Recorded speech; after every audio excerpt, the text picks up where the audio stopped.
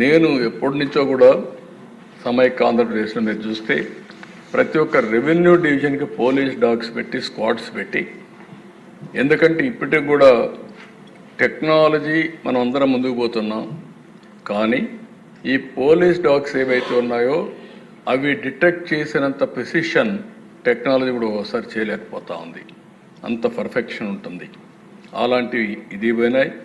Forensic ఎవిడెన్స్ని ఎప్పటికప్పుడు security పెట్టి first హ్యాండ్గా అక్కడ మొత్తం ప్రొటెక్ట్ చేస్తేనే కేసు ముందుకు పోయే పరిస్థితి వస్తుంది. అలాంటి లేని పరిస్థితి వచ్చింది. అందుకని అధ్యక్ష, ఇప్పుడే కొంతమంది మాట్లాడినప్పుడు కూడా చెప్పారు, వివేకానంద రెడ్డి మర్డర్ కూడా ఓసారి ఆందోళన కలుగుతుంది ఎవరికైనా సరే. ఒక మర్డర్ జరిగిన తర్వాత, ఒక సెన్సేషనల్ మర్డర్ జరిగిన తర్వాత 6 మంది సాక్షులు ఆ కేసులో ఇన్వాల్వ్ అయిన వాళ్ళు ఎలిమినేట్ అయిపోవడం అనేది, చనిపోవడం అనేది అదొక ఆవేదన, ఆలోచన కలుగుతుంది. ఎప్పుడైనా పోలీస్ డిపార్ట్మెంట్ గుర్తుపెట్టుకోవాల్సింది, ఒక సెన్సేషనల్ కేసు వచ్చినప్పుడు దాని తర్వాత పరిణామాలన్నిటి కూడా క్షుణ్ణంగా ఎగ్జామిన్ చేసి ఎప్పటికప్పుడు యాక్షన్ తీసుకోవాల్సిన అవసరం ఉంది. మీరందరూ కూడా, ఎందుకంటే ఈ హౌస్లో కూడా అందరూ ఎమ్మెల్యేలు ఉన్నారు. నేను అందుకే మొన్న ఒక మాట చెప్పాను, నేనే ముఖ్యమంత్రి. నేను ముఖ్యమంత్రిగా ఉండి 2019లో వివేకానంద రెడ్డి మర్డర్ జరిగింది. తెల్లవారితో వాట్సాప్ మెసేజ్ వచ్చింది. మెసేజ్ ఏమని, వివేకానంద రెడ్డి గుండెపోటుతో చనిపోయాడు. ఎలక్షన్ సీజన్, నేను కూడా గుండెపోటు అనుకున్నాను.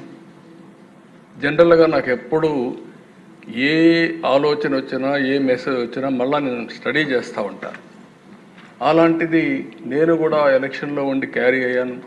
నాకు ఒక సీఎంఓ ఉంది, ఒక ఇంటెలిజెన్స్ ఉంది, ఒక డీజీపీ ఉన్నాడు, మా చంద్రరాజు మంత్రి అప్పుడు అందరం ఉన్నాం. అందరం ఉండి అర్థం కాలేదు, నిజం అనుకున్నాం, నమ్మాం. అంటే నేరస్తులు ఏ విధంగా ట్రాప్లో పెడతారనేదానికి ఇది ఒక ఉదాహరణ అధ్యక్ష. అంతవరకే చెప్తున్నాను నేను ఈరోజు. అది అయిన తర్వాత మధ్యాహ్నాలకి బిల్డప్ అయింది.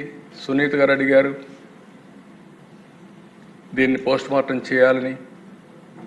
సునీత గారు కానీ పోస్ట్ మార్టం అడగకుండా ఉండుంటే క్రిమేషన్ అయిపోయేది.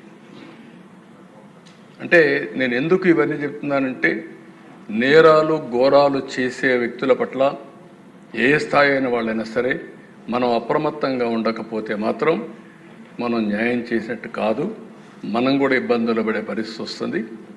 ఆ తర్వాత సాయంత్రానికి అధ్యక్ష, ఎప్పుడైతే పోస్ట్ మార్టం చేశారో, ఏ టీవీలో అయితే గుండెపోటని చెప్పారో వాళ్లే సాయంత్రానికి మాట మార్చేసి, ఇంతవరకు మా తండ్రి చనిపోయాడు, ఇప్పుడు తండ్రి లేని బిడ్డే కాకుండా చిన్నాన్న ఉంటే ఆ పెద్ద దిక్కు కూడా లేకుండా పోయిందని చెప్తే ప్రజలు నమ్మించే పరిస్థితికి వచ్చారు.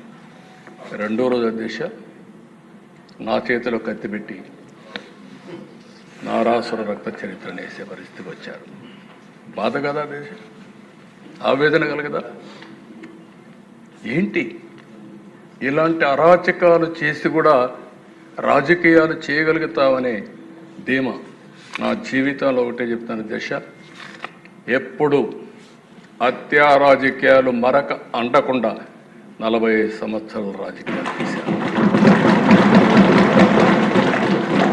ఎవరైనా హత్యా రాజకీయాలు చేసిన ప్రజాక్షేత్రంలో పోరాడి